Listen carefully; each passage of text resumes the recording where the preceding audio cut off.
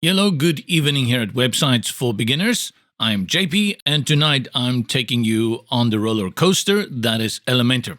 It's not really a roller coaster, it's just a nice ride to be on, and I'll take you through a few stops and show you all the beginner basics, and we are going to build out this hero section that's the standard for our Reconstructed series, episode number 1. This is how it looks. Let's quickly have a focus, and I'll use this MacBook Air to focus. We'll have our hero section with an upper heading or an above title, then the main heading, and then a button here with some space there. Then we'll turn it into a light version, in case you are inclined to go a little bit brighter. And if you prefer an image, we're definitely going to show you how to do that with this nice little image in the background, as well as how to apply an overlay. What is important in these videos, which is often overlooked in most tutorials, and that is our responsiveness. On our iPhone 12, let's have a look on how this will display. Looks good, looks perfect. And that's what we will be building up. Let's talk about Elementor. If you are new to website design, this is probably the name that's going to pop up everywhere when you search, because Elementor has got something like a crazy 3 million installations around the world. And the reason Elementor is so popular is because it started with a free version that got the attention of everyone. But with that free version, Elementor also did something. They opened up an API. I'm not going to go into the technical stuff of what an API is, but what it means is Elementor allowed third parties to develop things for their platform.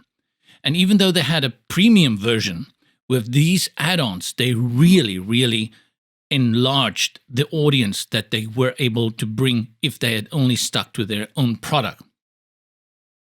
This has made Elementor the most popular site builder for WordPress, even at this very moment.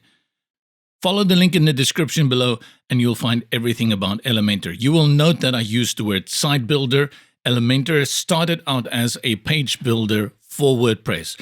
In the last years, Elementor has added on theme builders, which means that you can create your own headers and footers, etc. It's also got great WooCommerce integration, and it's an absolute power tool if you want to do blogging. Everything is there, and we're going to cover most of that in the Reconstructed series. And then later on, we'll get into the WooCommerce in other tutorials as well. Yes, the link is in the description below, and by the time you watch this video, maybe the birthday sale is over. If you watch it in the next 5 days, you still have time to grab it off up to 50% off.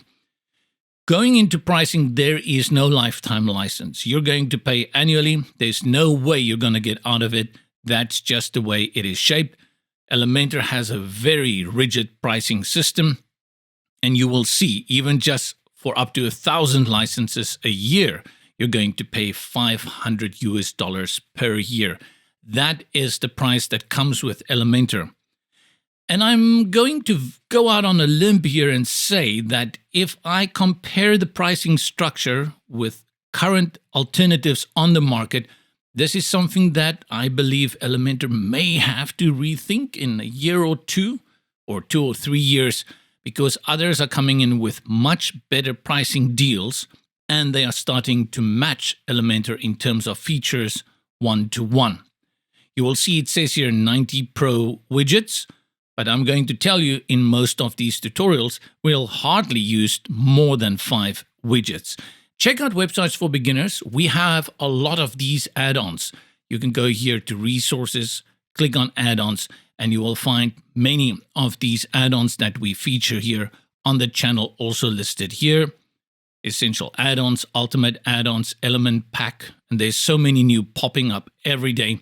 Everyone is cashing in on the free version of Elementor, because what these add-ons do, they allow you to use the free version of Elementor, and then you pay for the add-on, which is a lifetime subscription in many cases, a lifetime license, and that means you get that lifetime deal without having to pay the annual fee.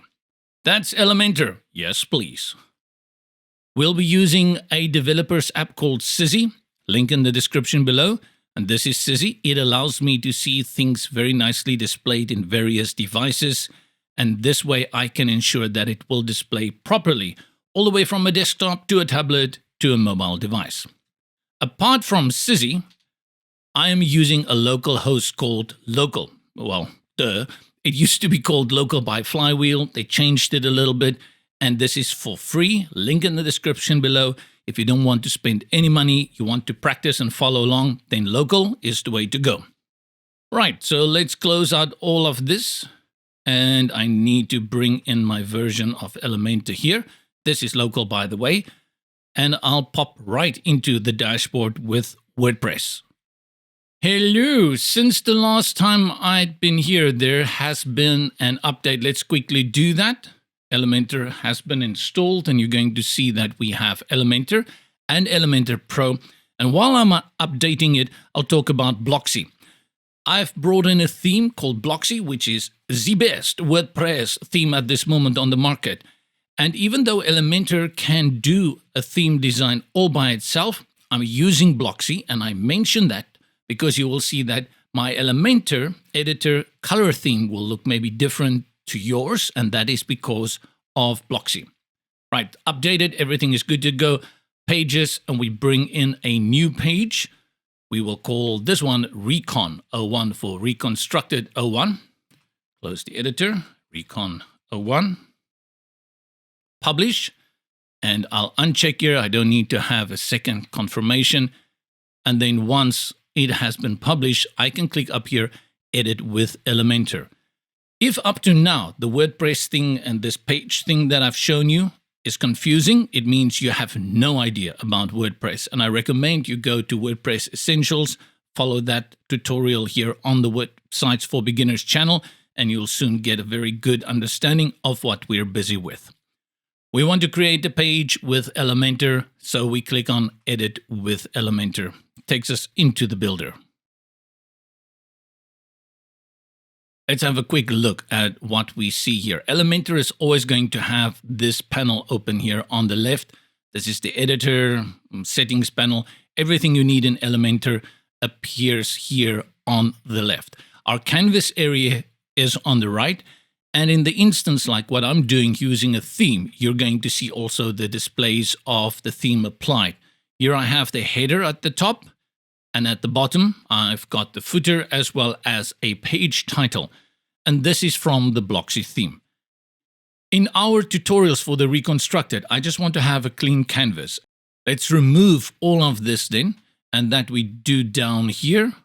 We go here and click on Settings. And then from Settings, under General Settings, go down where you see Page Layout. And it's set to Default. Default means it's taking the template from your theme. It even says here, default page template from your theme. We want to go for Elementor Canvas, or you have other choices as well. And the Elementor Canvas is going to give us a clean slate to start with. Great stuff. View all revisions, blah, blah, blah. Not interested in that. Where do we start? How do we get things onto this page? Within Elementor, everything happens within a section. And to bring a section onto your page, we click here on this plus within this little dotted box. It's going to give us a few options for our structure. You can change that later, but probably in most cases, you're going to find a structure here that you're going to be happy with. We are making a very standard and basic hero section, and for that, we're going to choose this one. I want to get some terminology going here. In most cases, when you see this, it's a one-column structure. This, of course, will be 2, 3, etc. It's a section with one column. Click on it, and it brings it onto your page with this slight blue little thing up there. And as I hover over it, you'll also see this little gray area, and it gives me that tooltip that says Edit Column. So remember that even though this is a section, within the section, we have columns. We can also see here in the editor, this has changed to section. And if we go here to the column and we click on it, you'll see that now the editor has changed to Edit Column. To edit the section again, you can simply click here on the blue handle and it goes back to edit section. Alternatively, you can also right click. So let's say I go over to the column, right click with your mouse, you can select edit column. And again, if you go here, right click edit section, it jumps around. Let's have a quick look at what's happening here on the left side in this panel. This is where all the content comes in. I've got the Pro version installed, which means that I've got a lot of extra functionality here, which you may not have if you are practicing with the free version. Everything we do in this tutorial, you can do with the free version as well. The only difference is that probably you will see over here where it says Pro, you will see a little indicator that you cannot use it and that it is a Pro functionality. And if you want it, you need to purchase a license. Up here, the panel basic, these are basic elements that we will be using to build out our website, and everything in this tutorial we're going to do from here. Close it, and then we have all the Pro elements. You can see there are quite a number of them. And then we have some general ones there. Strange. You know, the grouping in most of the builders don't make sense to me how people group them. And then we have site, which comes from our WordPress, and then single, which is connected to our posts. And then we have some dedicated WordPress elements as well. Let's select our section, and remember how you do that. You can either click here, or you can just right click and then click on edit section, and we have the section. Throughout Elementor, every time you select something, when the editor opens, you're going to see 3 tabs up here. Usually layout or content, that will be within the first tab. Then the second tab, style. And every time you hear the word style, think of fonts, typography, size, spacing, and also colors. Everything that changes how it looks, but not what it is, that's going to be under style. And then we have advanced here that will include actually the spacing, like margins and padding, and a few other nice goodies like motion effects. Most of these we'll get to later on. In this one, we'll probably only get to this area with margin and padding. Not sure why they call this advanced, because in most cases when you're building out a website, you're definitely going to work with margins and padding, something that needs to be a basic basically. But this is how it is grouped. Don't try to make sense of it. The more you use it, the better you will get at it. If you want to go back and find the elements, you'll see this little square up here with the 9 little squares inside it. Every time you click on it, it's going to give you access to the elements. Let's go back to the section. I'll right click to select it. And let's have a look at what we've got here. We've got a lot of features here, but in our case, I'm going to change none of them. I have my single column within this section, and the only thing that I really want to do at this moment is change the background color to that gray that we had seen in the one that I had shown you at the beginning, this one over here. To do that, remember color, always under style, click on style, and background is opened by default. Background type, we have 4 here, classic. Classic means color or images. Otherwise, you can go for a gradient, and you also have the option for video as well as a slideshow, baby. We're just going to go for a solid color. And I want to just reiterate what I had said earlier. You've seen it says here slideshow background. In most cases, I'm not a big slide fan because I used to do that. I used to do all the things that everybody does when they're new to websites. And there was a time that all of these things were very exciting. Because I kind of designed at this moment for mobile first, I've really reduced the kind of stuff that I put onto my page. So we're not going to really have a lot of animation and kind of surprises that pop up everywhere on our page. It's going to be straightforward designs because I like it and I found that it gets the job done. Long story, let's get to it. Background type, remember we've selected classic over here. and we want to bring in a solid color. Click here. Currently there's no color, and as I select it, it opens the color editor for me. Super stuff that we can do here. We can add swatches here for later use. In this tutorial, we're going to do everything manual so that you can get used to it. I know my color name, but if you just want to play around, you can drag here with this little selector, and you can change the hue. Hue is another word for color. Over here, drag this slider. And if you want to apply transparency, you do it here by dragging this slider down, and that applies transparency. Or if you want to increase the opacity, you drag it to this side. All the way to the right is 100% opacity. All the way to the left is 100% transparency, right? Both sides of the same coin. In most cases, when you are designing a site, you're definitely going to know what is the color you want to use. Your client or yourself will give you the corporate identity, and from that, you're going to drag in the color name, and this is going to be hexadecimal, which means you have a code for it. It starts with a hash, and mine is 363636, and it gives us this gray here, slightly below pure black. And to exit the color picker, you just click here again on the color, and it will close it out. And now we've got the color up here. Let's save our work, and to do that, go to the button here that says Update, and the shortcut key is Control-S, Command-S. Preview. Click here on Preview Changes, and it opens a new tab for us. And what's going on? There's nothing there.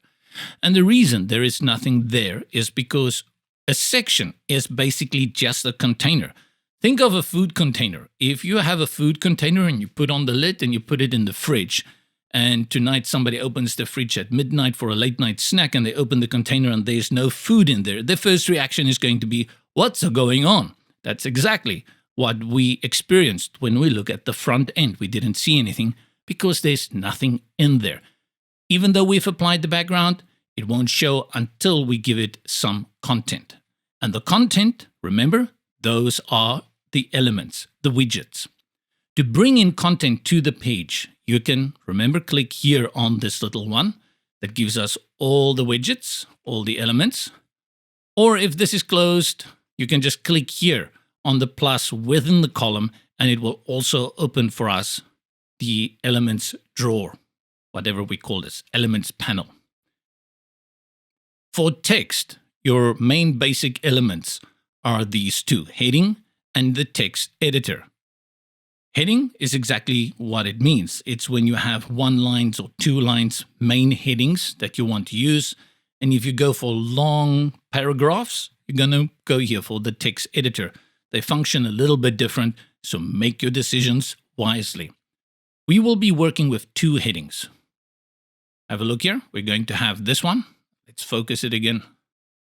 We'll have this upper heading or upper title.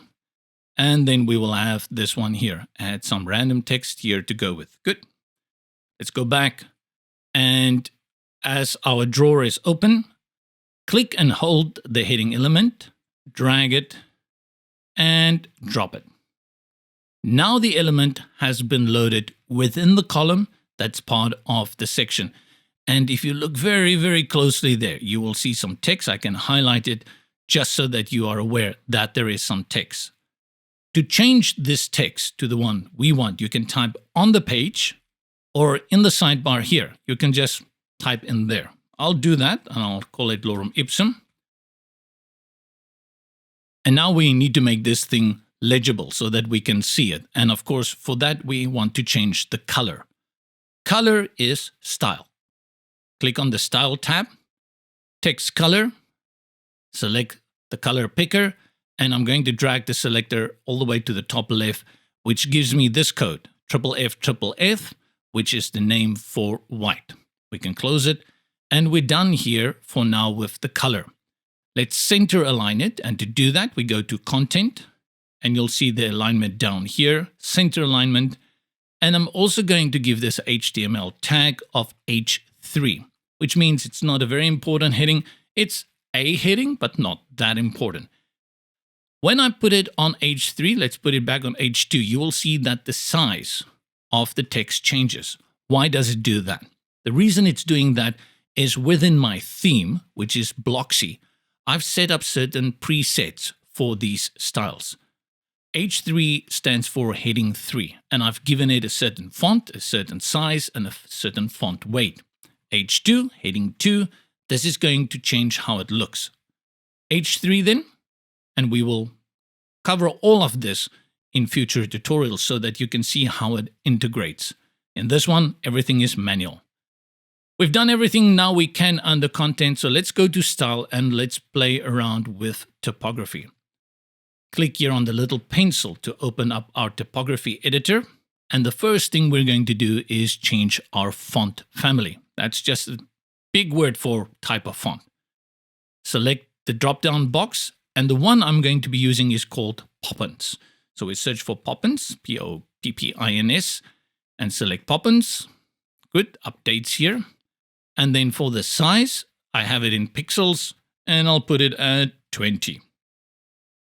The weight is how thick the lines are. We're going to drop this to 500 and then transform to uppercase. Put it all in caps. Then for the line height, you don't have to make any changes here.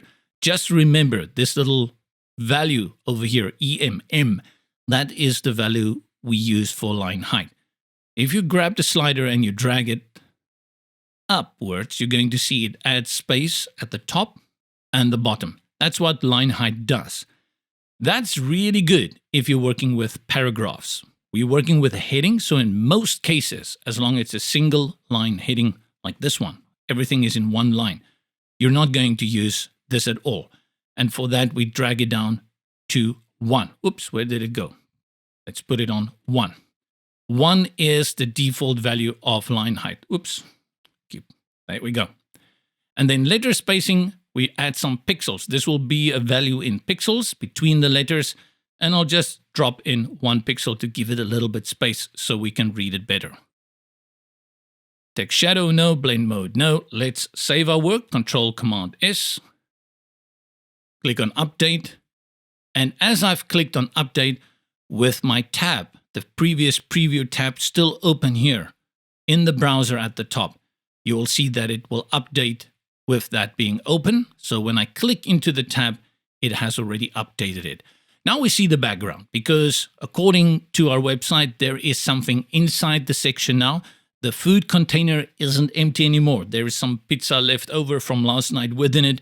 We are happy we can see what's going on. Let's go back into the Elementor builder. Next, we want to bring in our main heading. We've got the lorem ipsum here, and we'll just add some random text here to go with. I'll copy this text. Let's go back. And what we can do is we can either click here on the widgets menu and bring in another heading element. And as I drag it onto my section, you will see that light blue thick bar appears. That indicates wherever we can drop it. I can drop it at the top, or I can drop it at the bottom, like so. If this is not where you want it to go, you can undo it, and the undo shortcut is Control Command Z, and it will take it away. Let's do it one more time. Click and drag, drop it there.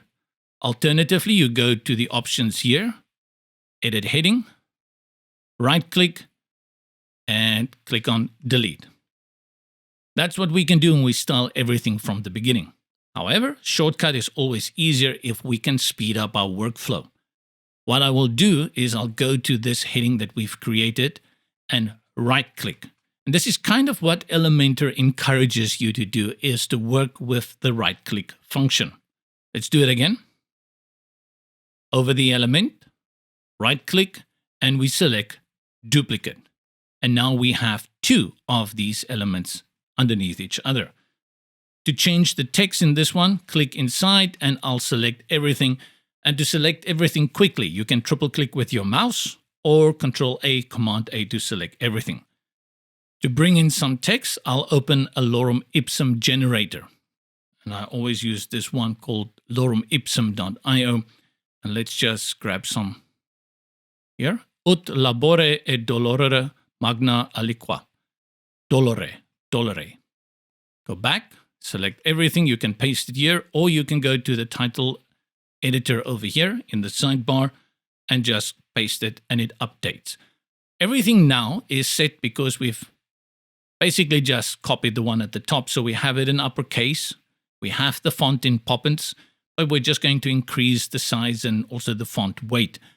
First thing, under the content for the heading, we want to change the HTML tag to H2.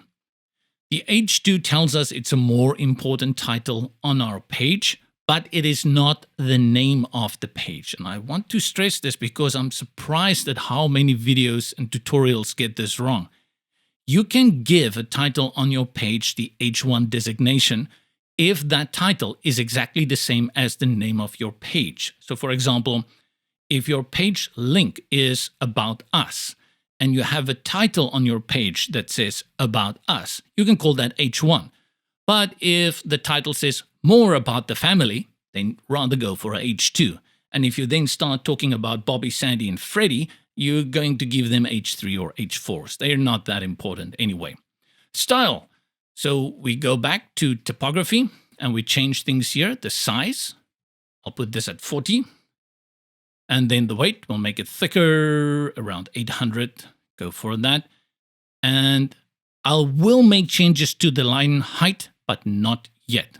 So let's close this typography. And next, we will break this line into 2 lines. If you are brand new to website making, you want to break this line. So you take your cursor, you put it here in front of Magna, and you click enter or return on your keyboard and you get 2 lines. Do not do this. It's not a good idea. We don't want to break lines like this in website design. You can undo that. I'm just going to click backspace. Instead, what we do is we reduce the available space on the left and the right through padding, and we squash that line so it can break into a second line. I mentioned padding. That's where we will do that. And padding is found under Advanced. Click on Advanced, padding over here, and be careful. By default, these values are linked together.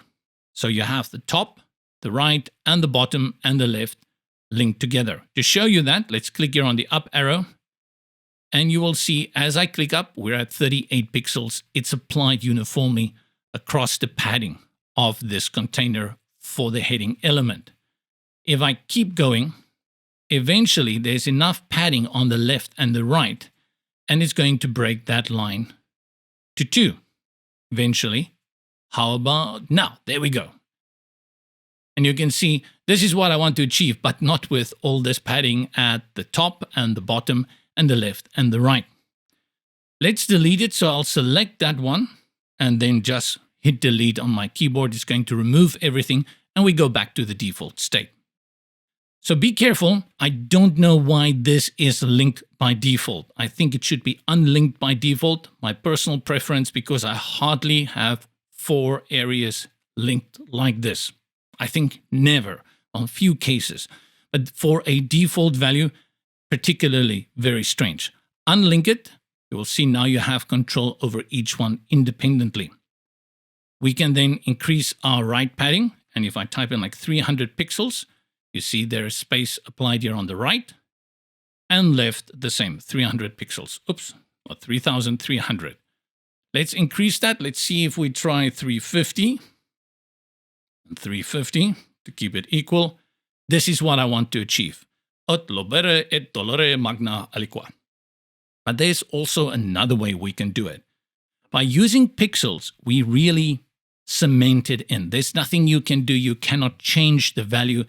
Even if somebody sits on the screen that is bigger or smaller, it will always remain like this. And that's good enough. But there is an alternative to it. And that alternative is percentage. Let's delete everything. I'll delete it, put it back to where it was, and I'll click on percentage. Now, on the right, I'm going to add 25% space. So imagine this entire box is 100% space, and I'm going to say 25% on the right must be empty. 25%, you see, we apply here. And then I'm going to say 25% on the left, same thing. And it squashes it. So we've got 25% empty space here, which is real estate you're not allowed to be used. Same on the right.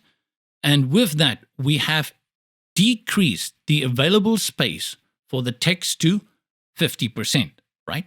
25 here, minus 100, or 100 minus that gives you 50%.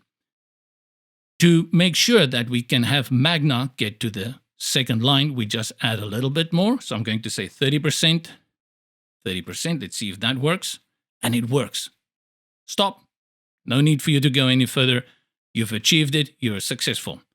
Update our work. And you'll see it updates here in the tab. And there, this is how it looks on the front. Next one is a button. A button, a call to action asking people to view more, or sign up, or go to a different page. Click here at the top to enter our widgets gallery, and the button appears here under the basic. Click and drag it onto the section, and again you can see everywhere that you can place it, where you see the thick blue line. I'll drop it here, and then the button is already selected, so we can start styling it out. Type, we put it on default, it's a normal button. And then the text, we just change it here. I'll type in view more. Our link, type in https://w4b websitesforbeginners.io. And then the alignment, I'll place it on the center of the page to achieve that. No icon, so everything here I'm going to leave as is. You've got a little bit more functionality here. Like, do you want an extra small one? Do you want medium? And all this does is basically to apply a few changes, and where was it, at small, to the padding and the typography. But we're going to do that ourselves under style. Click on style and we start at the top with typography. Select that. Family, we have to switch to Poppins. Right, so Poppins selected. Size on pixels, we go for 16 pixels. Weight, 400. Transform, yeah, let's put it on uppercase. Style, no. Decoration, no. Line height, no. And letter spacing, let's make that 2. Give it a little bit of width there. Close the typography box, clicks again on the pencil. Sound like Schmeagol's there. Clicks again. Change the background color first before I do anything else. Go here to color. Select that, and I'll put it to the top left, which is white. Now I have to change the text color. Click again, and 36, 36, 36. And we can clearly see our text now. I want to apply a hover effect. So if I take the cursor and I hover over the button, the background will fade slightly, just indicating to people like, hey, you've committed an action here. Good job, man. You can click. And wherever you see this, normal and hover, once you click on the hover, you will see that the state of these three changes. And that shows you that there are special values that you can apply for the hover. Let me show you how to do that. The color, we again put it on white, but this time we reduce the opacity to around here so that it can have a little bit of a fade effect. Now, when I go to the button, I hover over it, you will see it fades out. In Elementor, you also have hover animation. I like this. I like something to just grow a little bit, and you've got a lot of things that you can do here. I'm just going to select this one, grow. I think it's a very nice feature. With grow selected, if I hover over the button, you will see that the button actually stretches, it grows. It really shows you you've committed, you've done something here. Go ahead and click on it. Next, I want to reduce those corners. If you look closely at it, you will see the corners are ever so slightly rounded. Most of my design, I favor sharp corners. Cannot really remember when I've used round corners, but I mean, for many websites, round corners, nothing wrong with them. I just like them sharp. Every time we talk about corners, the word for that in design is called border radius. You'll find the border radius over here. No values in here, which is a pity. I would like to see the default values displayed there So I know that there are changes made because I can clearly see that those corners are rounded, but according to Elementor, there's nothing going on here. I would have liked to see those default values. It would have been a nice cue. To show you, let's change it. You can see it's linked. When it's gray like this, it's linked. Now it's unlinked, but we're going to apply 0 to all of them. So we link them, make sure it's set to 0, and you will notice that our corners, the rounded corners, they've disappeared. They are now sharp. Let's update and then go to the front end, and all the content of our hero section is there. Two things we want to do: apply padding at the top, the bottom. That gives us structure, makes it better to read. And we want to give a little bit of separation between the heading and the button. When things are too cramped, they never look good. And I almost want to say there's a golden rule. If you're not sure, just rather add a little bit more space instead of having things squashed. Back to the builder, let's first do the padding. And the padding we apply within the section. Select the section. You'll see section up here. Go to advanced and padding here. Remember to delink them. They are linked at this moment. At the top, I'm going to type in a value of 100 pixels and then go to the bottom, 120 pixels. That's what I'll do there. I don't know why I usually add a little bit more at the bottom. I feel like sometimes when you're at the bottom and there's not enough space, it jumps too quickly to the next section. Maybe I'm delusional. That's just one of my preferences. Just add that little bit there.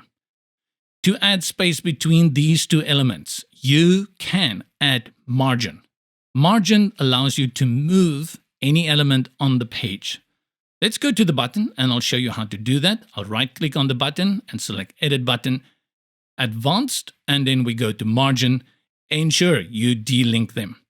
And then we go to the top and I'll increase the margin. And while doing so, you see I add space here at the top and I move the entire element.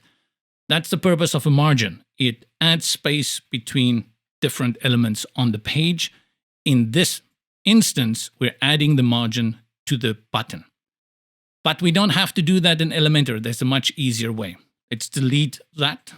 I'll type in a 0. Let's just link them and then delete to take them back to the default value. There is an element that brings space onto your page with an Elementor.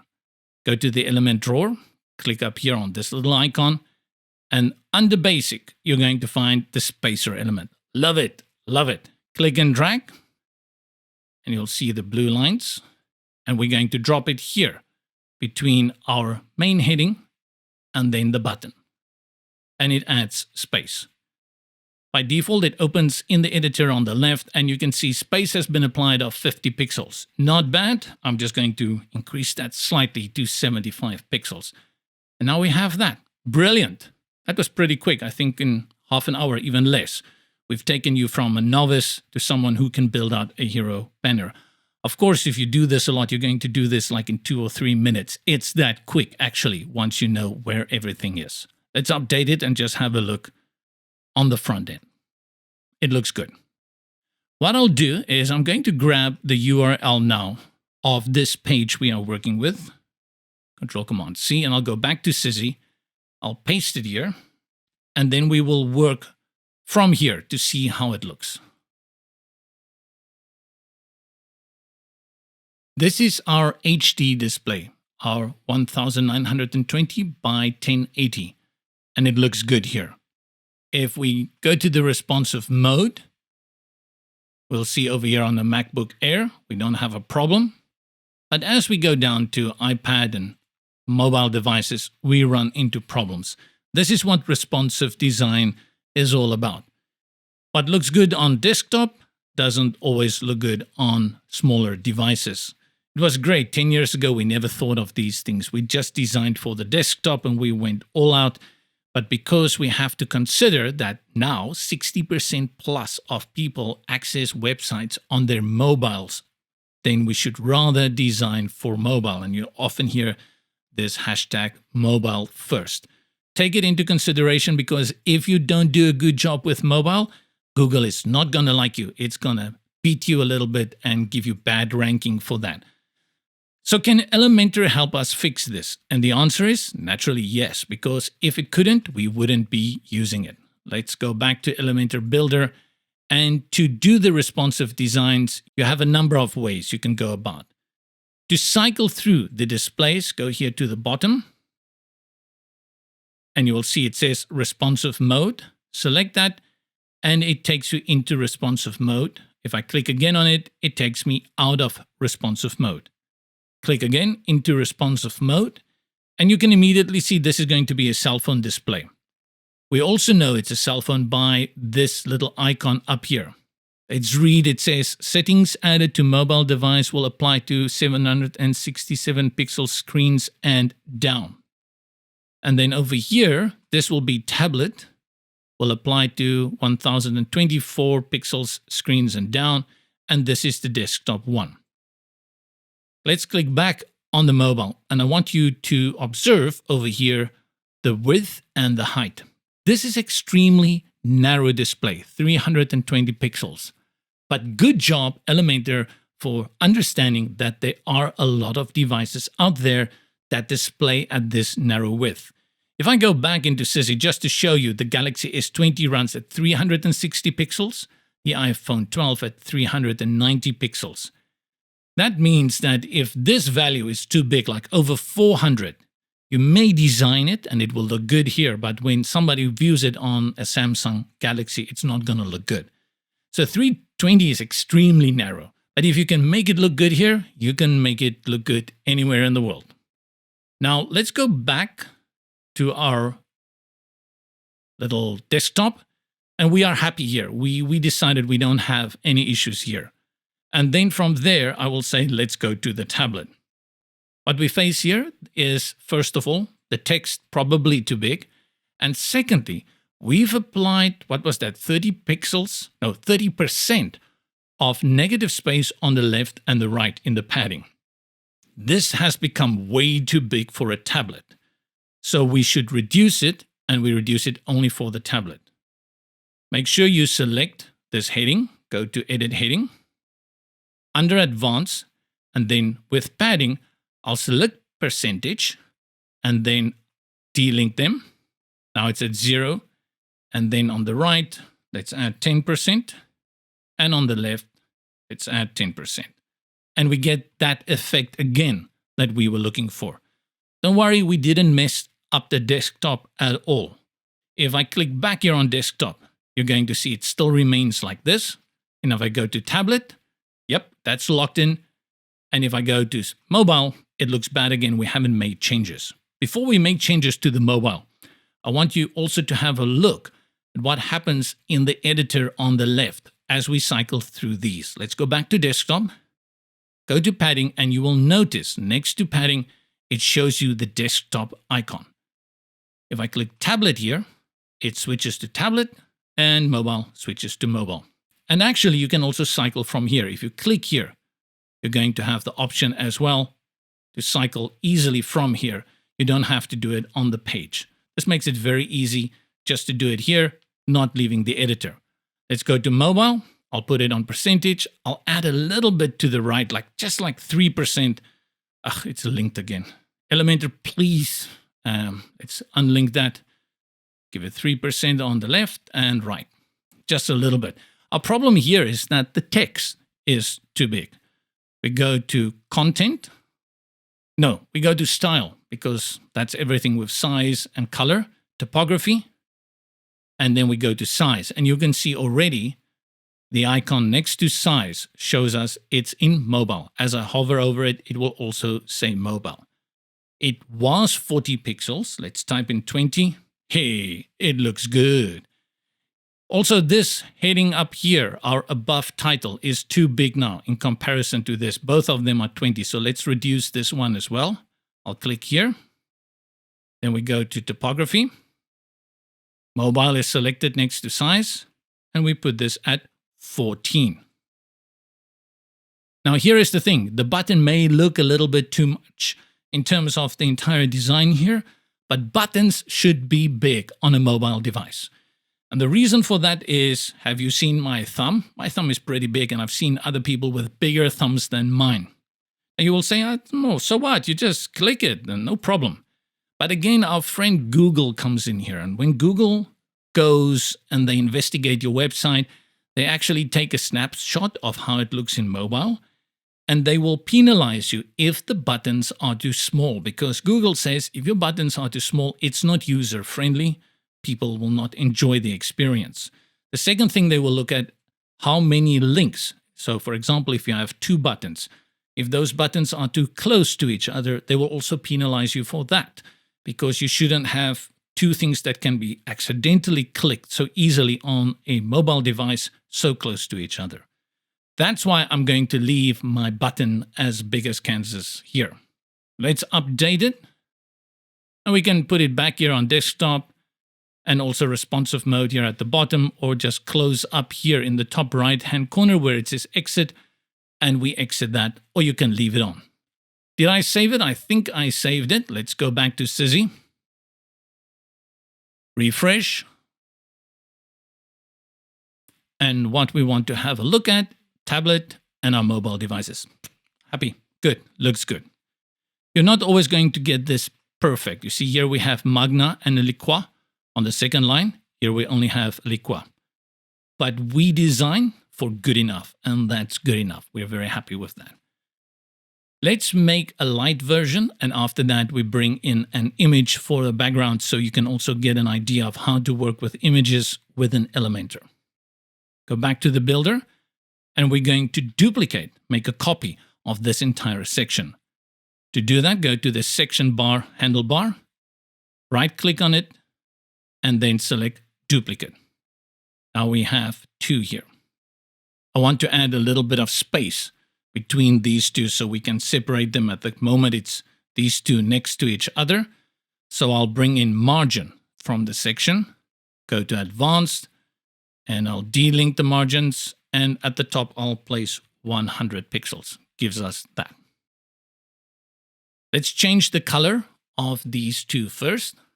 Right-click, edit heading, style, text color, and we'll change it to 36, 36, 36.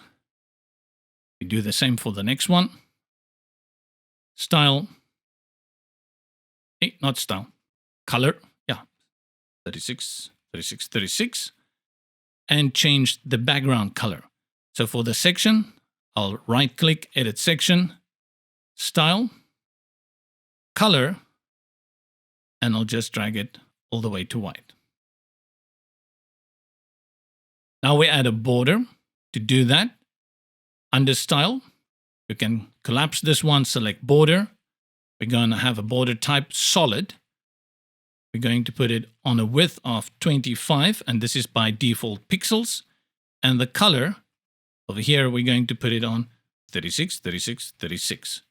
Our button gets a little bit lost here, so let's give the button also a border. I can click on the button. If the editor is open, it will select the settings for the button already, and we'll go to Style. Under button, we'll go to Border, Border Type, Solid, and we give it 2 pixels. And just make sure that we change the color also to 36, 36, 36. And close this out. Where am I? There. Good. Save. Let's go to Sizzy. Update. And you really should understand, once you get the hang of this, it goes much faster. Look how quickly we had designed this light version. Let's do the same for one with a background. Into Elementor, we go again to the top section, right-click, click duplicate. This becomes faster. And we want to drag it, this one, all the way to the bottom of the page. We grab this blue handle here of this section, click, hold, and drag, and then just keep going down to your page. And then you drop it here with the thick blue bar at the bottom. Again, I want to add a little space between these 2 settings. So I'll go to my settings of this section, advanced. Oh no, that's the previous one. Oh, that's my padding. Over here, margin. Unlink them, and then for the top, 100 pixels. I'll also add 100 pixels at the bottom to give us some space there. Let's see. Space there and here. And I'm only doing this for this tutorial. Normally, you will not add space between sections on a page. Not that often. You may find a few times that you want to do overlaps, things like that. But in most cases, you're probably going to not mess around with the section margins. Let's make sure our section is selected. I'll right-click and select Edit Section. And because we're working with color style, we select our Style tab. Go to Background, Background Type, and remember it's set to Classic and Color. And under the color, we have Image. And this is where we're going to bring in our image. Click on that. Currently, I have nothing. So open my Explorer, grab my hero image, drag and drop it, make sure it's selected, and select Insert Media. And that is quick. I'm going to charge my client until they are blue. A few things though, make sure that when you go to size, I prefer to put it on cover. The default setting is auto, which I'm not a big fan of. I prefer cover. And it just gives you proportionally the kind of thing that you had in mind when you brought in this image. The next thing that you want to do is position it properly and just make sure that it's put to center, and you will see it moves up. I prefer a center, then I know exactly where it is. But in case you want to have it at the top center, I think that is the default setting. You can also have bottom center, not bad. But in this case, I want it at center. The text is also too light in comparison to the background for her skin. And that makes it very difficult to read. To make it more legible, what we do is we add an overlay to our image. And you will see if we collapse this panel for the edit background, underneath it we get the background overlay. Let's open that one and we can choose again between classic, which is going to give us a color, or gradient, which is going to give us more than one color. Classic. And again, we have an image here, but we're going to go for color. Select that. And I'm not going to use my 36, 36, 36. And the reason for that is it gives more of a vintage, faded, retro look, matte look, which I'm not interested here. I just purely want an overlay. And if you want a dark overlay, black. If you want a light overlay, white. And black is here in the bottom corner. Make sure it's 000, 000, 000, 000, 000. Close this and you will see opacity is set to 0.5. So Elementor, when you apply the overlay, will apply it at 50% opacity. Opacity we measure in a value of 1. 1 means, if I drag it all the way to the right, that it's a solid color. There is no transparency applied to this color. 0 is full transparency or 0 opacity. There's nothing applied. And then these values in between is 0 point something something. You can see it as a percentage. So if you want just a little bit of opacity, a little bit of overlay, you can put it here at 0.2, which is 20% opacity. Well, let's make it a little bit darker at 0.3. You see, it's much better. The words are easier to read. Update. Go to the front. In Sissy, we believe and trust and test. And let's see how this looks. Let's do the focus on our desktop first. Focus. Looking good. Looks good. And it looks good. And I just want to copy this one quickly. And let's test our link as well. Remember, we put the link in here for view more. Make sure our button, our call to action is working. And great. It gives me the websites for beginners website. Let's put it just back on responsive view. And I'll paste that link again. And let's then check it out on an iPhone. Where is our focus? Right, this is fine. Scroll up. Roger. And finally, here we go. Good job. And we're done. We created this basic hero banner at the top with an above title, our main heading, as well as a call to action button. And we got it all good for both our monitors and desktop, laptops, as well as iPads and also for our mobile displays. That brings us to the end of this tutorial for Elementor Reconstructed, episode 1. From me, JP, hope you have a lovely day, stay safe, and see you in the next video.